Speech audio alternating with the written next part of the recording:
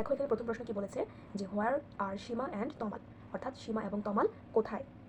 Seema and Tamal are in the town hall language club, অর্থাৎ সীমা এবং তমাল town hall language ক্লাবে এসেছে। ওয়াই ডু দে গো দেয়ার, তারা কেন সেখানে যায়। আমরা পড়েছিলাম তারা কেন সেখানে যায়, তারা ইংরেজি কথা বলা চর্চা করতে যায়। তাহলে আমি এটা ইংরেজিতে কীভাবে লিখবো, দে গো there to practice speaking English, তারা ইংরেজিতে কথা বলার চর্চা করতে বা অনুশীলন করতে সেখানে যায়। তারপরের প্রশ্ন দেখো, who is the new person there, সেখানে নতুন লোকটি কে ছিল। Andy Smith is the new person there, সেখানে নতুন ব্যক্তিটি কে ছিল, Andy Smith. What is he reading, অর্থাৎ সে কি পড়ছিল। এখানে অ্যান্ডি স্মিথের কথা বলেছে, অ্যান্ডি স্মিথ কি পড়ছিল। আমরা পড়েছিলাম সে একটি বই পড়ছিল, যে বইটি বাংলাদেশ সম্পর্কে লেখা ছিল।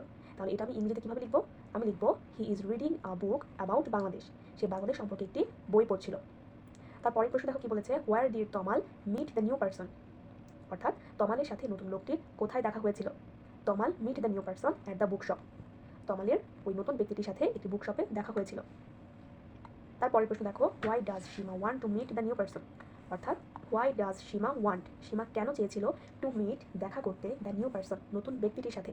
সীমা কেন চেয়েছিল, সীমা চেয়েছিল ইংরেজি প্র্যাকটিস করতে, অর্থাৎ Seema wants to meet the new person, Seema সেই নতুন ব্যক্তির সাথে দেখা করতে চেয়েছিল for practising their English with him,